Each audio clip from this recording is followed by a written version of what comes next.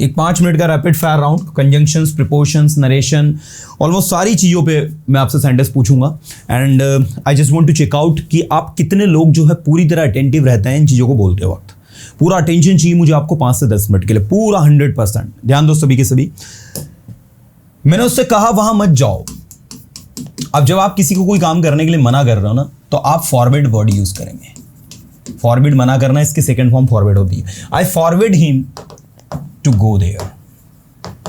मैंने उसे वहां जाने से मना किया। I forward him to go there. ये आपका नरेशन में बना है। आप ऐसा भी कह सकते हो, आई आस्क्ड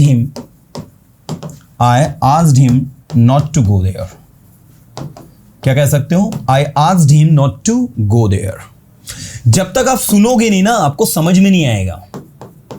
अनलेस अंटिल जो आपको लगाना है, you listen. Until unless you listen, आपको समझ में नहीं आएगा। You will not understand. You will not understand. यदि आप वहां जा सकते हैं तो आपको वहां जाना चाहिए।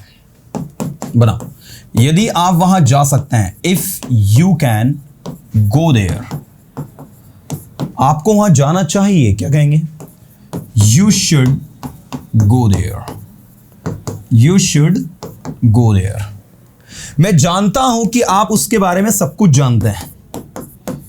I know you know everything about him. लेकिन आप हमें बताना नहीं चाहते हैं। About him, उसके बारे में, लेकिन आप हमें बताना नहीं चाहते। But you don't want to tell us. You don't want to tell us. लेकिन आप हमें उसके बारे में बताना नहीं चाहते हैं।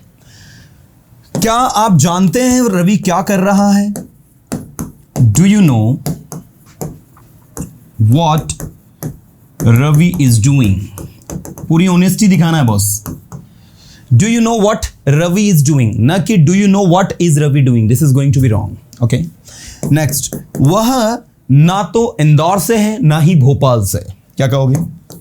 He is, अब जब कोई व्यक्ति दोनों जगह से नहीं है तो नाइदर या नीदर जिसको प्रोनाउंस भी करते हैं, he is neither from Indore nor from Bhopal. एक बार बोलकर देखो, वह ना तो इंदौर से है ना ही भोपाल से। He is neither from Indore nor from Bhopal, he is from Khandwa. Next, वह एक अच्छा सिंगर ही नहीं, एक अच्छा डांसर भी है। He is not only a good singer but also a good dancer. ठीक है, he is not only a good singer but also a good dancer. वो एक अच्छा स्पीकर ही नहीं, एक अच्छा लिसनर भी है। Same sentence, he is not only a good speaker, वह एक अच्छा वक्ता ही नहीं, एक अच्छा श्रोता भी है। He is not only a good speaker, but also a good listener. ठीक है, he is not only a good speaker, but also a good listener. Ravi ने उसकी मदद ही नहीं की, उसे गाइड भी किया कि उसे क्या करना चाहिए। क्या कहेंगे? Ravi not only helped him. Come on, Ravi not only helped him, but also guided him what he should do. कि उसे क्या करना चाहिए in his life, उसकी लाइफ में। ठीक है, ऐसे ही मैंने कहा, करो जैसा आप कर सकते हो। Do as you can. बोलो जैसा मैं बोल रहा हूं। क्या कहेंगे? Speak as I am speaking. फिर से बोलो, speak as I am speaking. मैं नहीं बोल सकता जैसा आप बोल रहे हैं। I can't speak as you are speaking. I can't speak as you are speaking. मैं नहीं सुन सकता जैसा आप सुन रहे हैं। I cannot listen as you are listening. एक बार फिर से बोलो, I cannot listen as you are listening. So this is the way to answer. इसके बाद और भी सेंटेंस हम लोग बनाते हैं। जैसे मैंने कहा, निशा मराठी नहीं गुजराती भी बोलती है। Nisha speaks not only Marathi but also Gujarati. ठीक है, इसका इंग्लिश बनाएंगे हम। तो Nisha speaks not only Marathi but also Gujarati. उसके पापा एक अच्छे डांसर ही नहीं, एक अच्छे सिंगर भी है। हिज फादर इज, और थे तो वॉज लगा देंगे। उसके पापा एक अच्छे सिंगर ही नहीं, एक अच्छे डांसर भी। उसके पापा एक अच्छे सिंगर ही नहीं, एक अच्छे डांसर भी थे, तो वॉज लग जाएगा। His father was not only a good singer but also a good dancer. यदि आप सुनोगे तो आपको समझ में आएगा। If you listen you will understand. यदि आप नहीं सुनोगे तो आपको समझ में नहीं आएगा। If you don't listen, if you don't listen आपको समझ में नहीं आएगा। You will not understand, you will not understand. आप चाहे तो ऐसा भी कर सकते हैं, इफ यू डोंट लिसन के बदले आप यहां पर अनलेस लगा सकते हैं, लेकिन अनटिल अनलेस के बाद लगने वाला सेंटेंस कभी नेगेटिव नहीं होता। तो आप ये कहेंगे unless you listen, unless you listen is equal to if you don't listen. Unless you speak is equal to if you don't speak. Unless you go there is equal to if you don't go there. यदि आप वहां नहीं जाओगे तो वो यहां नहीं आएगा। If you don't go there he will not come here. तो आप ये भी कह सकते हो unless you go there he will not come here. तो unless is equal to if not, मतलब इफ के बाद नेगेटिव जो सेंटेंस आता है वो डिपेंड करता है। तो ये थोड़ा ध्यान दें। तो if you don't listen you will not understand. Unless you listen you will not understand. Second वाला नेगेटिव एज इट इज रहेगा, लेकिन जो इफ के बाद वाला नेगेटिव होता है वो हट जाता है जब अनटिल और अनलेस लगाया जाता है ना। चलो, ऐसे ही मैंने पूछा नेक्स्ट, करो जो कुछ भी आप कर सकते हो।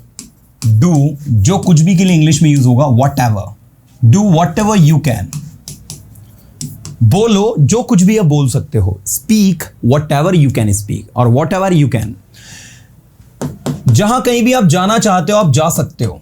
क्या कहेंगे, बोलो। wherever you want to go you can go। क्या बोलेंगे, बोलो। wherever you want to go you can go। wherever you want to go मतलब होता है जहां कहीं भी आप जाना चाहते हो। wherever you want to go you can go। मैं जहां कहीं भी गया मैं उससे मिला। I met him, जहां कहीं भी मैं गया। wherever I went, wherever I went मतलब जहां कहीं भी मैं गया। ऐसे मैंने कहा जो कोई भी मेरी मदद करेगा मैं उसकी मदद करूंगा। whoever will help me I will help him। whoever will help me I will help him। मैं जानता हूं उस लड़के को जिसका आप सेलफोन यूज कर रहे हो। जरा इसको बना के बताओ। मैं उस लड़के को जानता हूं जिसका आप सेलफोन यूज कर रहे हो। आई नो द बॉय, जिसका सेलफोन आप यूज कर रहे हो। हु सेलफोन आप यूज कर रहे हो मतलब यू आर यूजिंग। ठीक है, मैं उस लड़के को जानता हूं जिसका आप सेलफोन यूज कर रहे हो। तो जिसका सेलफोन के लिए क्या लगाया हमने, who cellphone. I know the boy who cellphone you are using. क्या आप उस लड़की को जानते हो जिसका ये घर है, बताओ। Do you know the girl, do you know the girl जिसका ये घर है। हुज हाउस दिस इज या हुज होम दिस इज। हाँ, मैं उस लड़की को जानता हूं जिसका ये घर है। Yes, I know the girl whose home this is. क्या आप उस लड़के को जानते हैं जो वहां बैठा हुआ है। इसका इंग्लिश क्या होगा जरा बताओ तो। क्या आप उस लड़के को जानते हैं जो वहां बैठा हुआ है। Do you know the boy, जो वहां बैठा हुआ है। Who is sitting there, who is sitting there. क्या आप उस लड़की को जानते हैं जो ब्लैक कपड़े पहनी हुई है। Do you know the girl who is wearing black clothes, you know. So इस तरीके से जो भी सेंटेंस आपके दिमाग में आते हैं, in a same way whatever sentence that come in your mind you have to translate them, and once you start translating all these kind of sentences, trust me, from the next day you can start speaking confidently। सो ये technique को apply करना है। जितने ज़्यादा sentences आप बोलेंगे उतना शानदार आपका प्रैक्टिस होगा।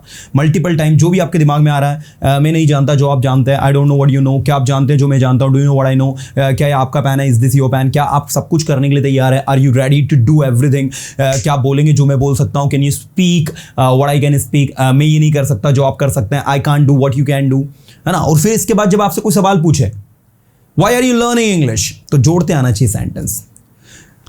What did you see that I couldn't see? आपने क्या देखा जो मैं नहीं देख पाया? मैंने कुछ ऐसा देखा जो आप नहीं देख पाया। I have seen something that you couldn't see. Okay, I have seen something that you couldn't see. So आपको प्रश्न पूछना, उसको आंसर करना, varieties of sentences बनाना, ये सारी चीज जब आपके दिमाग के अंदर प्रैक्टिस के थ्रू अच्छे से फिट हो जाती है, you automatically start talking. यही सीक्रेट है इंग्लिश स्पीकिंग का डियर स्टूडेंट्स। चलिए